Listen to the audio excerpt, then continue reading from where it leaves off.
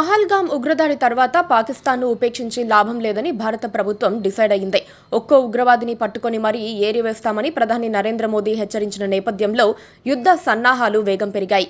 భూ, వాయు, సముద్ర జలాల్లో జరుగుతోన్న పనులను చూస్తే యుద్ధం మొదలైనట్లేనని రక్షణ రంగ నిపుణులు చెబుతున్నారు. ఇప్పటికే సింధు నదీ జలాలను పాకిస్తాన్కు ఆపేసిన భారత ప్రభుత్వం ఇక ముష్కరుల విషయంలో ఆఖరి దెబ్బ కొట్టాలని తీర్మానించింది. పహల్గామ్ దాడిలో పాల్గొన్న ఉగ్రవాదులతో పాటు వారిని ప్రేరేపించిన మూకలను సైతం కూకటి వేళ్లతో పెకిలించి వేస్తామని మోదీ ప్రకటించారు. ఉగ్రవాదులకు, ఉగ్ర మూకలకు మద్దతిస్తోన్న వారికి కలలో కూడా ఊహించని విధంగా కఠిన శిక్ష విధిస్తామని స్పష్టం చేశారు. నిజానికి ఈసారి జరిగే అంతిమ పోరులో దేశం మొత్తం తన వెంట ఉంటుందని ప్రధాని మోదీ విశ్వసిస్తున్నారు. 140 కోట్ల మంది భారతీయుల సంకల్పంతో ఉగ్రవాదులు, వారి మద్దతుదారుల వెన్ను విరిచాలని మన ప్రభుత్వం నిర్ణయానికి వచ్చింది. పాకిస్తాన్ను ఉగ్రవాదుల స్వర్గధామంగా ప్రకటించిన మోదీ అటువైపు నుంచి ముష్కరులకు అందే ప్రతి సహాయాన్ని నిర్వీర్యం చేస్తామన్నారు. భారత ప్రభుత్వం తన సైన్యాన్ని సిద్ధం చేస్తోందని తెలిసిన వెంటనే భయాందోళనలకు లోనైన పాకిస్తాన్ ప్రభుత్వం క్షిపణి పరీక్షలు నిర్వహించి మనల్ని భయపెట్టేందుకు ప్రయత్నించింది. దాంతో అంతకంటే శక్తివంతమైన క్షిపణులను ప్రయోగించడం ద్వారా భారత్ తన సత్తాను చాటింది.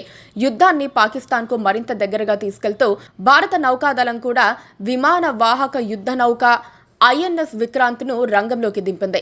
ఇది కర్ణాటకలోని కార్వార్ నావల్ బేస్ నుంచి అరేబియా సముద్రంలోకి వెళ్తున్నట్టు ఉపగ్రహ చిత్రాల ద్వారా నిర్ధారణ అయ్యింది. దేశీయంగా నిర్మించిన ఐఎన్ఎస్ విక్రాంత్ 262 మీటర్ల పొడవు, 59 మీటర్ల వెడల్పు ఉంటుంది. ఇది 40 ఫైటర్ జెట్లను మోసుకెళ్తుంది. 1500 కిలోమీటర్ల స్ట్రైక్ ఫోర్స్తో ఉన్న ఈ యుద్ధ నౌకను చూస్తే పాకిస్తాన్కు వణుకు పుడుతోంది. తమ పని అయిపోయిందని వాళ్ళు అర్థం చేసుకుంటున్నారు. పైగా నావికాదళంలో పాకిస్తాన్ చాలా వెనకబడి ఉంది. అనవసరంగా కొరివితో తలగొక్కున్నామని పాకిస్తాన్ పాలకులు ఇప్పుడు చెంపలేసుకుంటున్నట్లు వార్తలొస్తున్నాయి. ఎన్నిసార్లు దాడులు చేసి దారికి తీసుకొచ్చినా పాకిస్తాన్ బుద్ధి మారటం లేదు. శుక్రవారం తెల్లవారుజామున పాక్ నియంత్రణ రేఖ వద్ద భారత్ సైన్యాన్ని రెచ్చగొట్టే చర్యలకు ఉపక్రమించింది. అందులో భాగంగా భారత్ భూభాగంపైకి కాల్పులకు తెగబడింది. దీంతో భారత సైన్యం సైతం అదే స్థాయిలో స్పందించింది. పాక్కు గట్టిగా బదులిచ్చింది. అయితే ఈ కాల్పుల్లో భారతీయ సైనికులకు ఎటువంటి గాయాలు కాలేదని ఆర్మీ ఉన్నతాధికారులు వెల్లడించారు. పాక్ సైనికులు భయంతో పారిపోయారని వార్తలొస్తున్నాయి.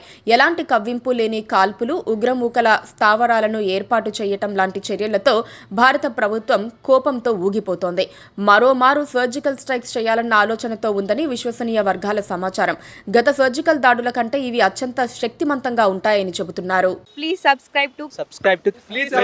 Please subscribe to KTV Telugu. KTV Telugu channel.